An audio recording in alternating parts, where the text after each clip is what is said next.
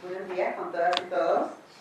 En primer lugar, quiero sumar el agradecimiento a nombre de la Alianza por la Educación Sexual Integral Si Podemos, que es un colectivo de un conjunto de organizaciones que desde el año 2006 apuesta como parte de su agenda política la implementación de la educación sexual integral en las instituciones educativas. Producto de esta incidencia y vigilancia que hemos desarrollado, en el 2008 logramos la aprobación de los lineamientos de educación sexual integral, que centra, digamos, uno de sus mayores logros es que centra a las y a los escolares o estudiantes como sujetos de derechos. Y además, en esta política se logra incorporar con mucha claridad los enfoques de derecho, de género e interculturalidad. Y nosotros pensamos como colectivo que eso fue un logro de un debate, un diálogo entre el Estado y la sociedad civil.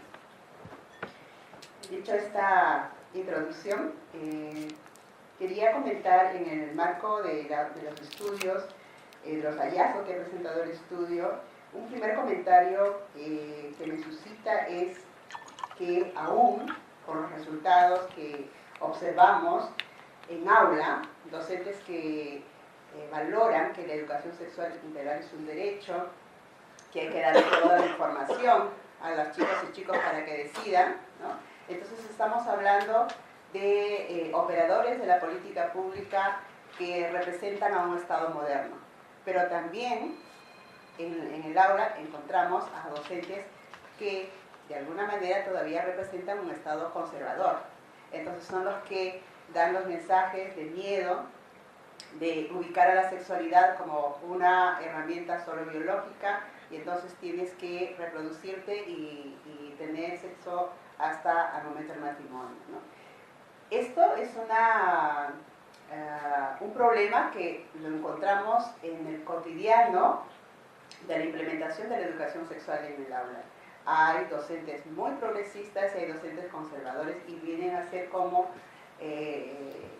un discurso en la que los estudiantes están entre que sí tengo derechos o voy a tener que postergarlo por miedo, porque la sexualidad es una expresión que fortalece el matrimonio, ¿no?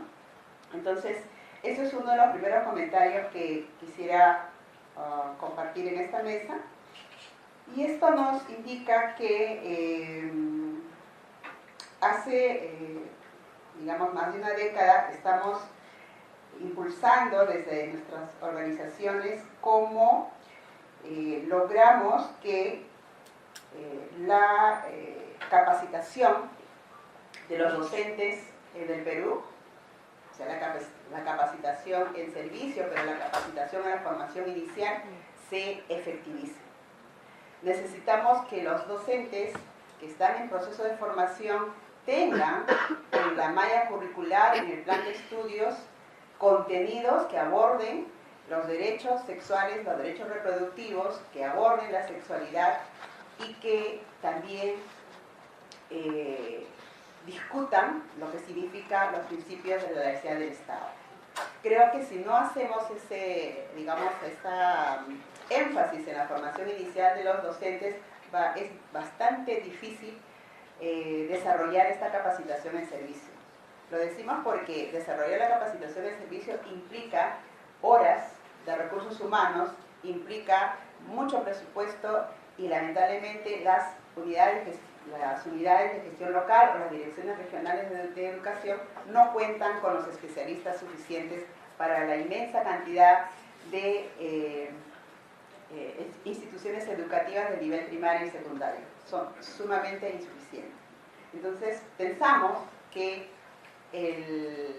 un aporte importante para lograr la implementación, la viabilidad de la implementación de la política pública, tanto de los lineamientos como del nuevo currículum educativo, desafía al Estado de una vez para empezar la formación inicial de los docentes con esos enfoques tanto en los institutos pedagógicos como en las universidades.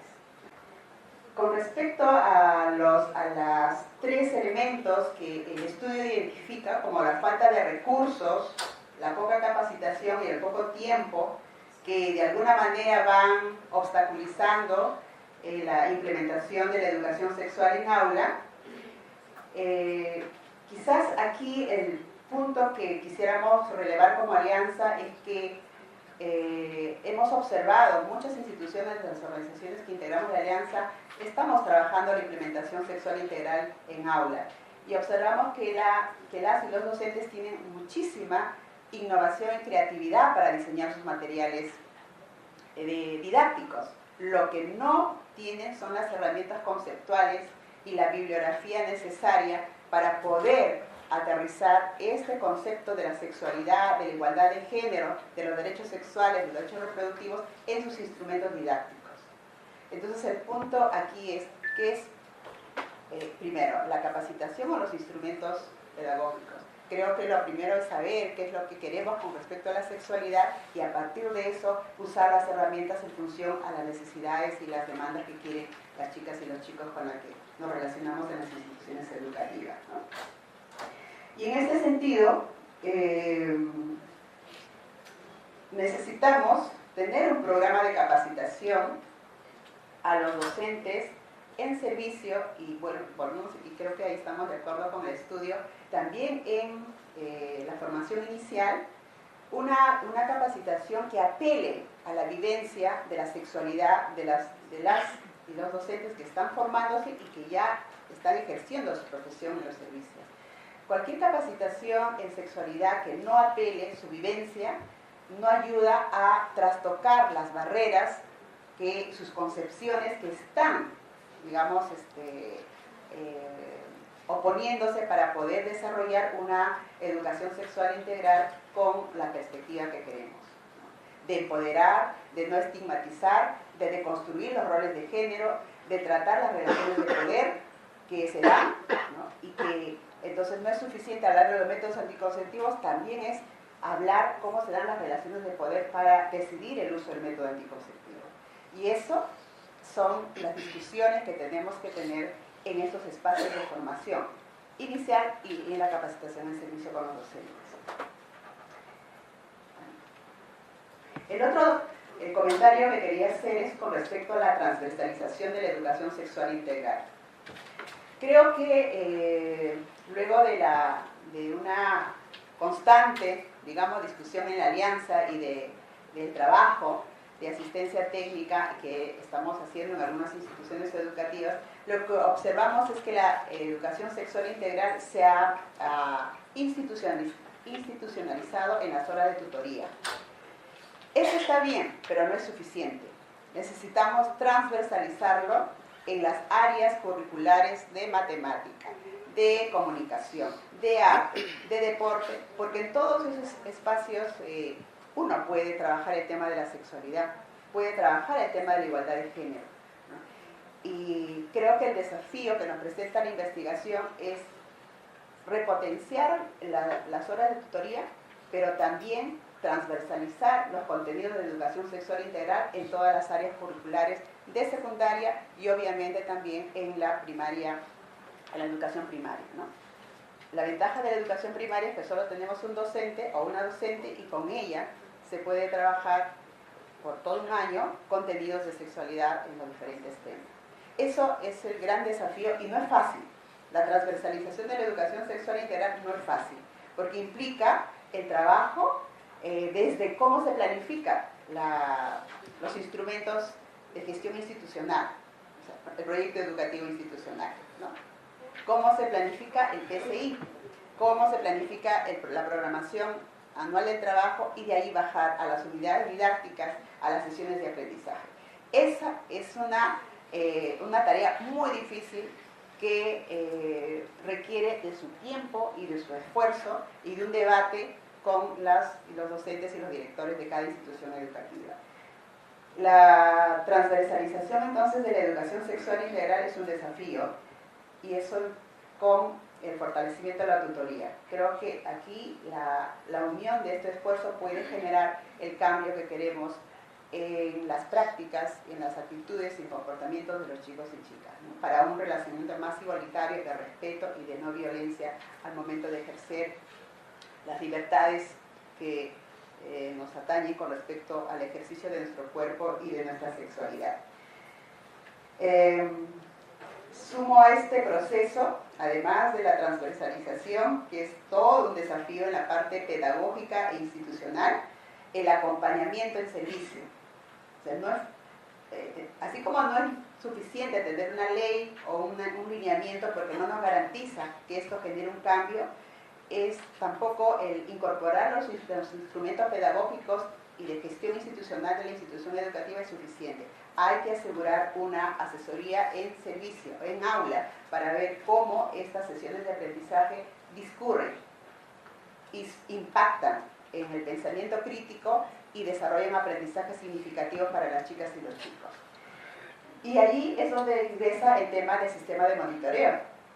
¿Cómo está el sistema de medición de la calidad del Ministerio de Educación incorporando algunas dimensiones que puedan medir los cambios, por ejemplo, en el tema de la autonomía, en la toma de decisiones, en las relaciones igualitarias?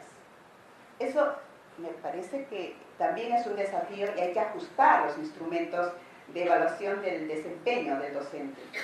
Tengo la impresión, por lo que he visto en la rúbrica, no están estos contenidos de habilidades blandas en los docentes. Puede ser que el docente esté enseñando bien matemáticas, comunicación, pero puede estar reforzando con algunos mensajes la desigualdad de género. O está reforzando contenidos sexistas. Estos son los puntos que tenemos que ir también midiendo en la calidad educativa y en la calidad de desempeño de la implementación de la ESI, ¿no? Y el tercer comentario que tenía es con respecto al... hemos encontrado que esta vinculación entre la educación sexual integral desarrollada en las instituciones educativas y a su vez reforzada por los servicios de salud, nos está como invitando a reflexionar qué modelo de educación sexual queremos implementar, ¿no? Porque el estudio revela que el 69% de los chicos recuerdan que son el personal de salud que va y desarrolla algunos contenidos de salud sexual y salud reproductiva. Entonces aquí el punto es cómo estamos mirando si esta política educativa realmente vincula todo este aprendizaje sobre la sexualidad con el uso de los servicios. Y me parece que ahí requiere un debate o un análisis de trabajar, por ejemplo, con el Ministerio de Educación, que tanto los centros diferenciados de atención al adolescente se potencian con la educación sexual integral que reciben los chicos y las chicas en aula. ¿Será que los centros diferenciados de adolescentes son más efectivos cuando funcionan en un establecimiento de salud o deberían estar ubicados dentro de una institución educativa? Esa es una pregunta que siempre lo he tenido en la cabeza porque estamos mirando en la práctica que así está funcionando en algunos territorios, ¿no? Y eso nos invita a repensar el modelo de intervención entre salud y educación. Y no solamente en eso, porque cuando uno trabaja la educación sexual integral con perspectiva de derechos, de género, de igualdad y de laicidad, lo que estamos observando es que muchas niñas y niños empiezan a visibilizar la vulneración de los derechos. Muchos de ellos tocados en su familia, abusados, empiezan a hablar sobre estos temas, ¿no?